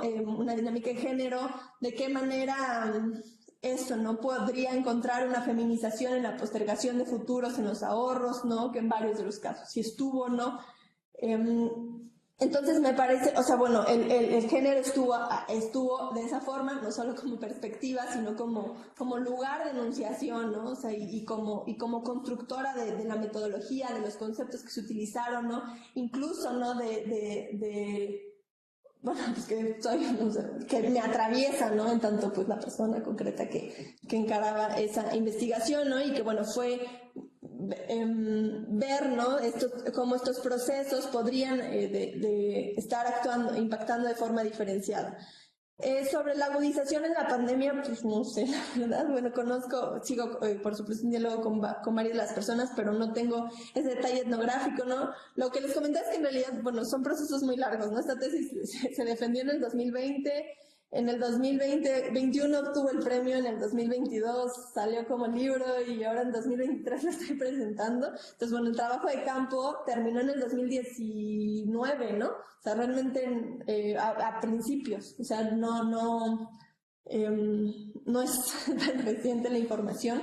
Creo que por otra información a la que he accedido de encuestas, pues sí agudizó muchísimos procesos, ¿no? El hecho de que ya no existiera esta división, ¿no? Entre un espacio de trabajo afuera y el de adentro, ¿no? El cómo hacer dialogar confluir estos trabajos no remunerados que ahora, incluso para visibilizar la importancia de estos, ¿no? Yo creo que sí hay trabajo sobre el endeudamiento, ¿no? De cómo está impactando eso en la pandemia, pero bueno, yo no tengo la información, pero sería muy interesante pensarlo, ¿no?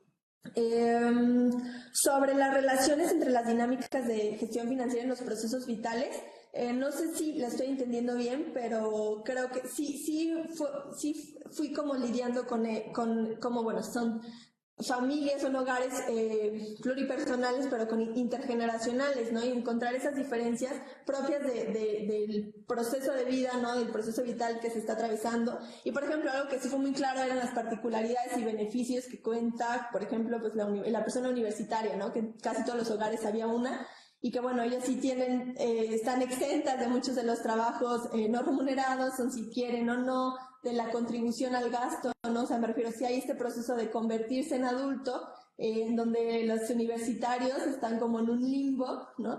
Y que tienen como menor aportación o obligación a muchas de estas cosas. Y que bueno, y que efectivamente la carga de trabajo mayor, tanto en términos de trabajo no remunerado y en gestión y malabareo, pues sí, en todos los casos lo suponían las mujeres, y en edades pues más o menos entre, no recuerdo bien, pero sí como 40 y 60 años, no sé, es decir, un poco más prolongado. O sea, o sea, sí hay una cosa muy clara entre la edad, ¿no? Las expectativas que se tiene y, bueno, pegada a una trayectoria de proceso vital, ¿no? Sobre las distintas estrategias, bueno, pues sí, de eso es el libro. Pero sí, mencionar solo algunas, que es esto, ¿no? O sea, en términos de salarios sí está muy claro el cómo se busca percibir distintos salarios, ¿no? Distintos ingresos, el cómo pues un solo trabajo formal no alcanza, ¿no? Y que el cómo esto se complementa con trabajos informales que, como reiterado, usan las plataformas del trabajo formal para vender ahí todo, ¿no? O sea, desde todo, cualquier negocio empieza con la familia y la oficina, ¿no? O tu espacio de trabajo es el primer lugar. Hay muchas estrategias desde la casa, desde la cocina, ¿no? Que sí fue algo que anuncié, ¿no? De, bueno, cómo haces que rinda más el dinero, cómo haces que gastes menos, cómo te ahorras esos pesos en el pasaje, en el gasto, en el consumo. O sea, todos tenemos esa parte, esa dimensión de como muy cotidiana, y que permea como todos esta dimensión del hogar. Los ahorros jugaban un importante papel, que hay desde todo, ¿no? O sea, mucho depende de cómo uno se pone los candados a sí mismos, ¿no? Entonces, pues muchas personas, desde que percibían su salario, bueno, le daban a alguien con quien confiaban, mira, aquí está y me lo pasas después, ¿no? Así como a mi mamá, que yo sé que si se lo gasta me lo va a reponer, y que además no me lo va a dejar que lo gaste en cualquier tontería o tal, ¿no? Entonces pones candados de todo tipo, ya sea en la aplicación, en el banco, ¿no? Y que ellos se apropien de ese excedente social, con la familia, ¿no? Bueno, o sea, realmente hay una diversidad muy amplia de estrategias. Pero creo que sí, la centralidad de esto es decir, bueno, sí mencioné todo esto de la deuda, y del salario, pero eso no se sostiene sin lo demás, ¿no? O sea, no se vive solo de salario y de deuda, si no hubiera todo este trabajo, porque la gestión del dinero, ¿no? O sea, realmente, incluso mucho la bibliografía que habla de los trabajos de reproducción y del trabajo no remunerado, olvida que el estar pensando cómo llegar a fin de mes es un trabajo no remunerado, ¿no? Y realmente feminizado. O sea, el estar pensando todo el tiempo cómo lo voy a hacer, qué se hace falta en la casa, qué se necesita, cómo hago esto. O sea, es un trabajo que incluso ni cómo lo contabilizas, ¿no? Las encuestas de usos del tiempo siempre están en ese reto de, bueno, ¿cómo contabilizas el excelente trabajo de gestionar el dinero? O sea, es eso, administrar y gestionar el dinero como un maravilloso, o sea, un esencial, indispensable, imprescindible trabajo de reproducción, ¿no? Y que además escuchas a estas personas con toda esa experiencia que dicen, no, es que no me sé administrar, y yo, no, bueno, usted debería darle clases a la Secretaría de Hacienda, yo no sé quién se encargue de eso. O sea, me refiero, realmente estás hablando de unos trabajos muy sofisticados, o sea, o sea, son estrategias en el pleno sentido de la palabra, ¿no? De cómo hacer ese sorteo, ¿no? Pero bueno, les recomiendo leer para más de estas estrategias. Sobre las diferencias en espacios laborales, creo que sí, la mayoría de las personas trabajaban en oficinas como lo que caracterizaban nuestros corporativos, y donde reúnen un mismo espacio gente que percibe ingresos súper diferentes, ¿no? Y que tiene condiciones de vida súper diferentes, en donde uno vive en una familia. Bueno, entonces eso obliga, sí creo, presiona hasta cierto punto, además de estas estrategias de redistribución social al interior, pero yo creo que sí es profundamente diferenciada en otros sectores, ¿no? O sea, creo que aquí pues es más bien abrir para un montón de otras investigaciones, ¿no? Que bueno, mi trabajo no tuvo como centro esos espacios laborales, ¿no? Sino no externos.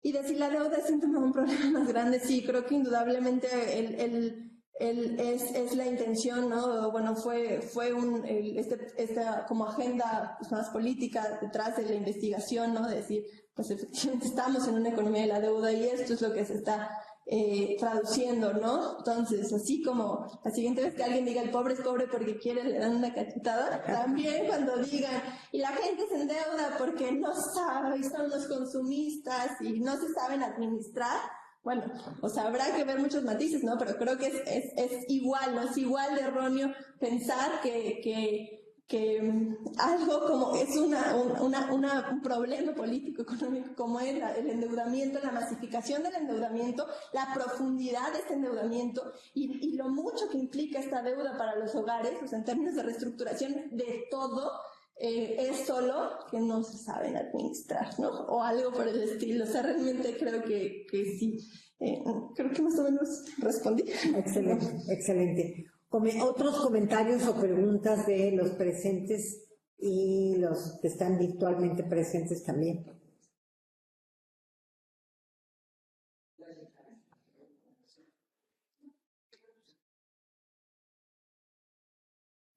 Bueno, voy a empezar yo con un comentario. Yo estoy muy contenta obviamente, de tu trabajo. Me encanta lo de malabarismos. Creo que lo pusiste, nos muestras las caras, nos muestras las acciones de la gente haciendo malabarismo. Y eso cuestiona desde la naturaleza del dinero, pero sobre todo la naturaleza del capital. Sí hay un punto en el que yo no estoy de acuerdo en hablar del capital como si fuera un actor. Al capital, al igual que a la deuda, al capital le damos vida o no. Lo reconocemos como capital o no.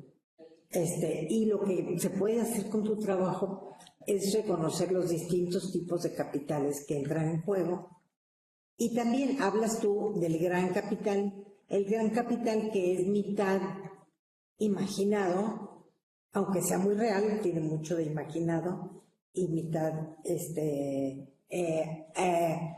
tangible porque lo están enfrentando cotidianamente. Y uno de nuestros retos es desglosar esto para quitar esos mitos, porque cuando vemos el capital como un bloque dominado, nos ponemos en una situación de dominación, de subordinados, de no poder cambiar estamos incapacitados para cambiar el capital. El capital nos oprime, nos afecta. Y si desglosamos eso, podemos ver los malabarismos que hacen los capitalistas, a quienes llamamos capitalistas, para hacer sobrevivir ese capital.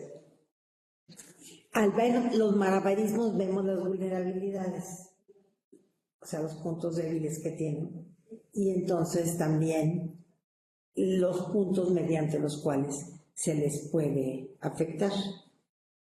Hay gente que ha sido muy experta en esto, obviamente. Ahorita no recuerdo los nombres, pero hubo una mujer que llegaba a las fiestas de clases altas y decía que tenía mucho dinero y no sé qué. Entonces ella trabajaba sobre ese capital imaginado y todo el mundo le creía y entonces alimentaba sus redes, su consumo, su todo de esa manera, hasta que la cacharon. Y también si vemos cómo se amasa la riqueza de algunos grandes capitalistas, es lo mismo. Entonces nuestro reto, y que tu trabajo, tu libro nos impulsa a leer más, es cuál es la vida de esos pequeños y grandes capitales. ¿Cómo se mueve? ¿Cuál es la dinámica? Y en esa dinámica tú nos describes muy claramente, Ursula también en su trabajo, los malabares que hace la gente cómo convierte en capital algo que no hubiéramos pensado que era capital y cómo algo que hubiéramos pensado que era capital lo está oprimiendo. Entonces, sí, es toda una tarea, tenemos toda una tarea por delante, pero una tarea que yo creo que es muy fructífera en términos de ver cómo está la situación en el mundo hoy y qué es lo que necesitamos hacer. Y sí sabemos, ya se reconoce, cuando salió mi libro de la deuda, pues todo el mundo, no, pero ahorita ya se reconoce la deuda como dinero virtual, pero dinero. Entonces tú puedes trabajar con tu deuda y como si fuera dinero. El problema es que tiene repercusiones y tiene repercusiones distintas en distintos sectores y en distintos espacios.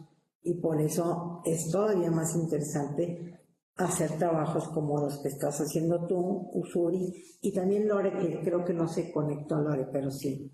Bueno, y también Eli, cuando ve los mercados alternativos, y todo esto nos abona a entender mejor el funcionamiento de la economía y del capital. ¿Alguien más? Creo que Eli también. ¿Quién?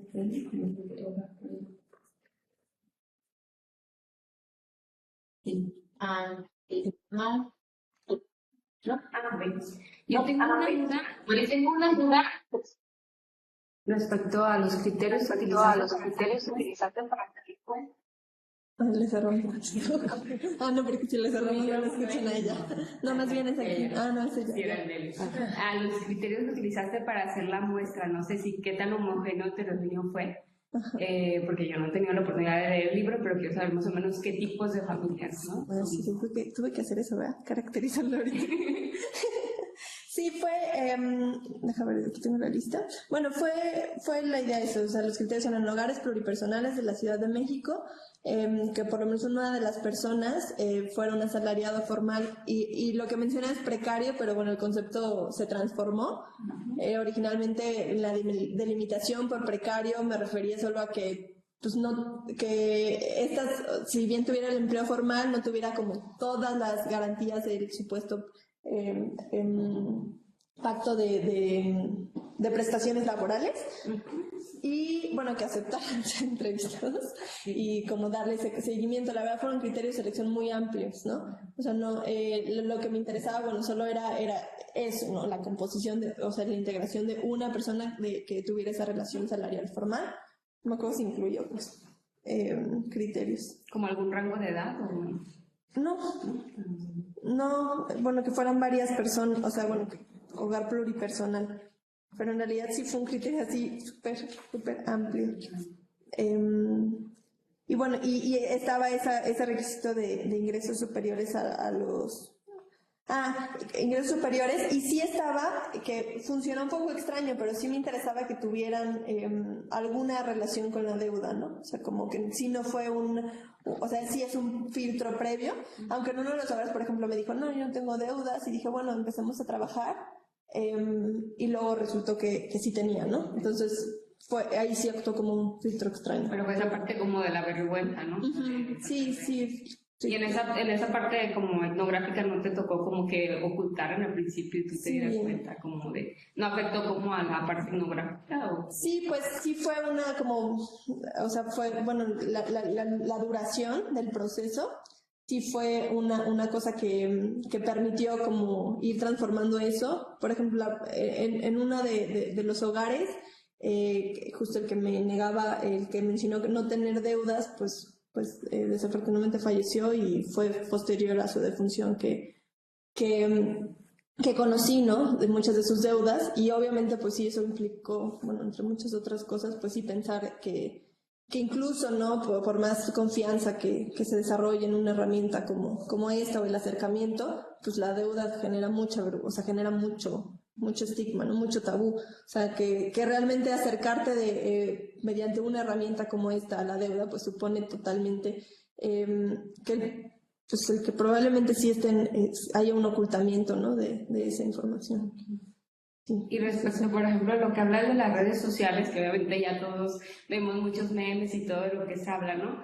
toca mucho que es parte de la realidad también actual, de que hablan de que ahorita, por más profesional que seas, no logras ganar más de lo que ganaban tus papás que no tenían una carrera, ¿no? Entonces, en este sentido, y ya que, bueno, comentabas al inicio que ya estás viendo como cosas de salud, ¿qué tanto lo verías también esto como un problema de salud pública en el sentido de generar como ansiedad, depresión a las personas que sientan como frustración porque no están logrando como algo, lo que no solo lo que tenían sus papás, sino ya lo tienen para su casa, para su carro propio, tienen que ir con la familia, ¿no? Entonces, en ese sentido, lo poco que tú puedes observar de esta parte de la deuda de las familias, que tanto se entreteje esa parte.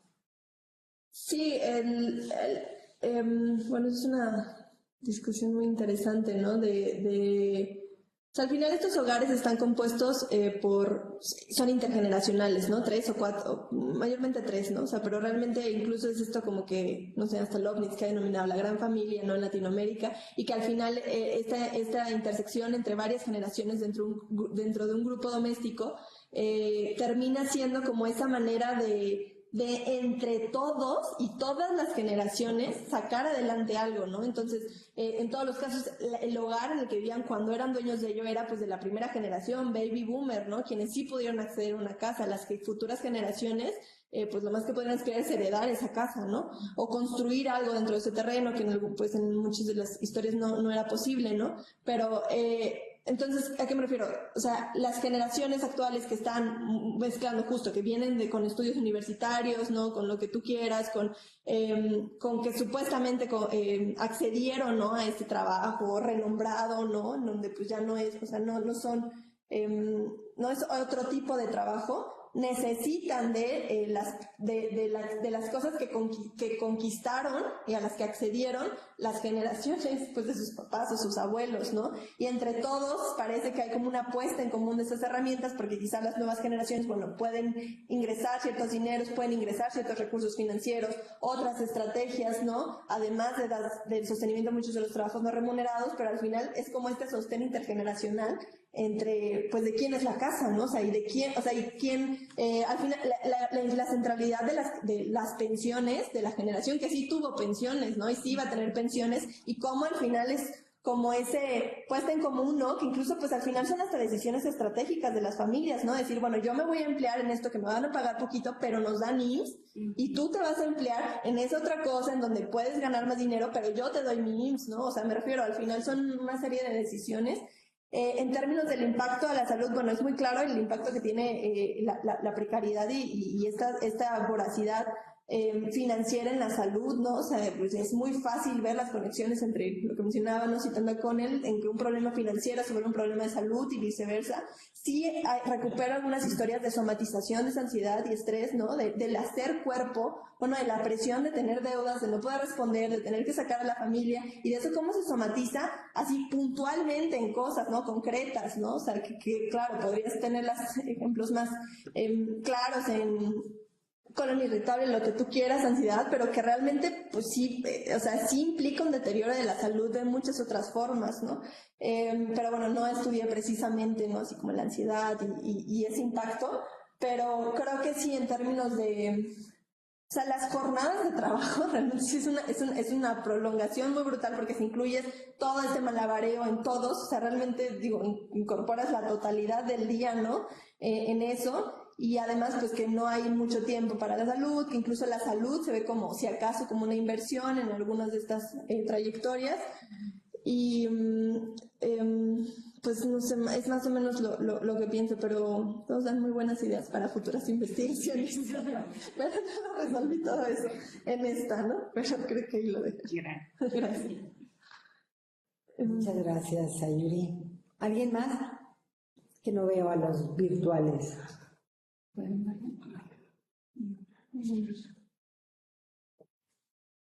Ok, preguntaron cosas, ¿no? Sí, pero ya contestaron. Ella preguntó dónde está la publicación. No sé si puede. ¿Cómo? Y ya compartimos en Facebook la liga a donde pueden comprar, a la librería del Colmich, donde pueden adquirir el libro, y también pues el repositorio, ¿no? De la UNAM. También ahí está el documento de la tesis. No, En Facebook. Ah, sí, perdón, de la ENA. La tesis de la ENA. Pero en Facebook sí lo pusimos bien. Y creo que había una pregunta, Ernest Gesso, dice, respecto del capítulo Debo no niego, pago no puedo, ¿cuál es tu opinión de un estudio que se enfoque en el fenómeno de morosidad? Bueno, no, esa es como la pregunta, no sé si se comprende. Bueno, de ahí, ¿eso? Tu micrófono, Eli. Mi micrófono está abierto, ¿no? Sí. Ajá. ¿Contestó esa o hay otras? Ah, hay otra, hay una más. Dice que sigue en el desarrollo de la antropología de la deuda, bueno, más perspectiva, que sigue en el desarrollo de la antropología de la deuda para futuros trabajos de investigación. Y te felicito. No sé si yo tengo la respuesta a esa pregunta. Muchísimo.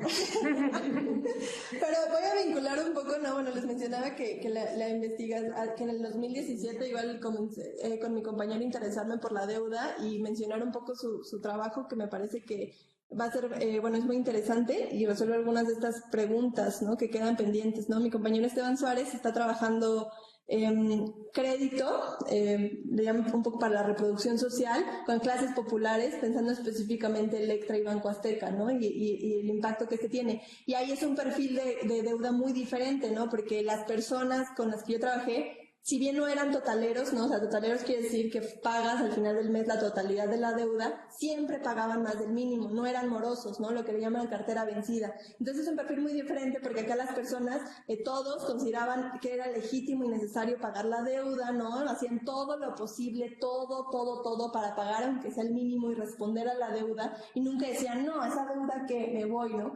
Y es algo muy diferente a lo que por ejemplo, con quienes Esteban está trabajando, porque son personas que muchos de ellos dejaron de pagar, ¿no? Incluso eran parte de los críos, o sea, dejar de pagar la deuda que implica muchas otras cosas, ¿no? Y entonces, ahí solo agregaría en términos uso de morosidad, bueno, que ahí es muy interesante que hay un cuestionamiento en muchas partes de esta subjetividad deudora y obligación moral a pagar, ¿no?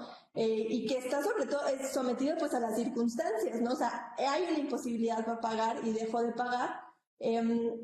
El hecho, ¿no?, de que aquí además toca caracterizar la estructura, arquitectura así financiera que hace de los mecanismos coercitivos apoyados por el Estado para el pago de las deudas, ¿no? Y que acá moviliza todas otras acciones, ¿no? Como por ejemplo defensa del deudor, ¿no? De cómo luchar contra la amenaza de embargos, ¿no? Y de que además es una locura porque, bueno, yo aquí quemando sus hallazgos, pero próximamente encontrar su investigación, pero tiene cosas muy interesantes sobre cómo Banco Azteca, Electra, etcétera, están aprovechando, o sea, así como decía que la deuda se aprovecha de la estructura y de las redes sociales, ¿no?, como avales, prestanombres, garantías, bueno, acá se está sirviendo de eso para, por medio del estigma y el miedo, obligar a pagar, ¿no? Entonces decir, bueno, ¿quieres que todo en tu colonia sepan que eres un deudor? ¿Quieres eso? No, o sea, ¿quieres lo que implica el embargo? ¿Quieres lo que implica que te quememos incluso en tu trabajo que tú no estás pagando, ¿no? O sea, como si deber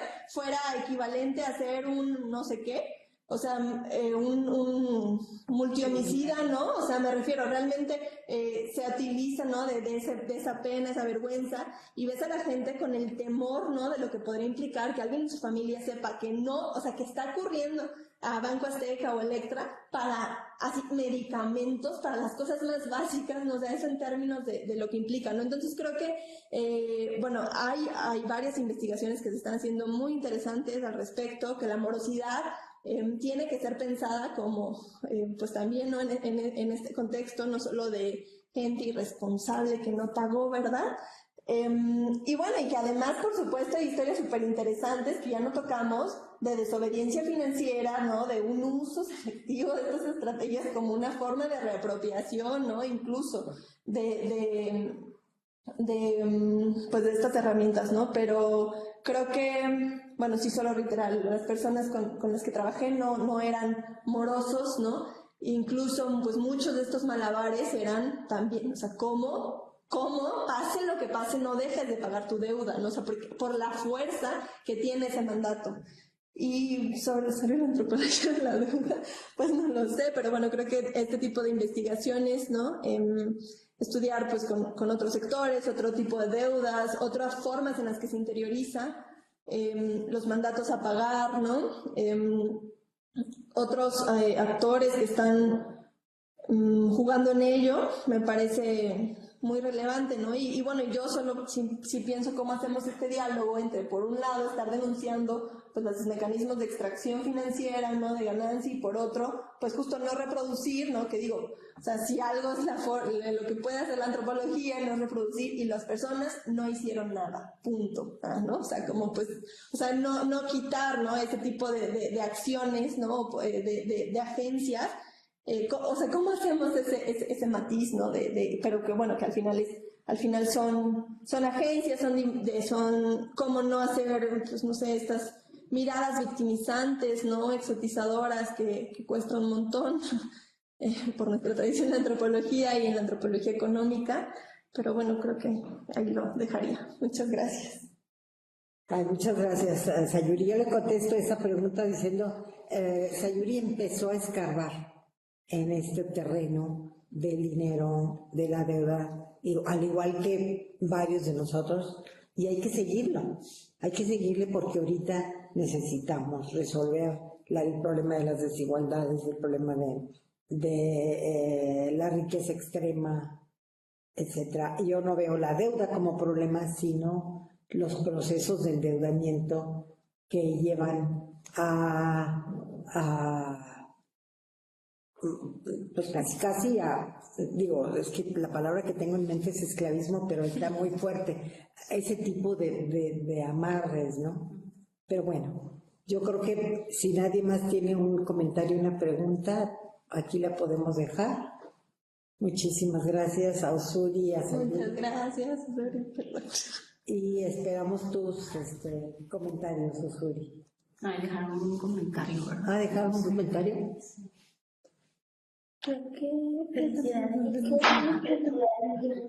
Muy bien. Sí, también excelente. Felicítate, Francesco. Muchas gracias. Bueno, pues, si gustan acompañarnos a una cervecita.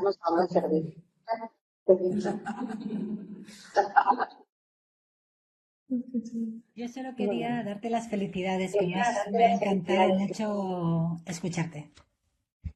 Muchísimas gracias, te agradezco mucho por preparar esta muy buena presentación. Mil gracias a Emi por toda la organización.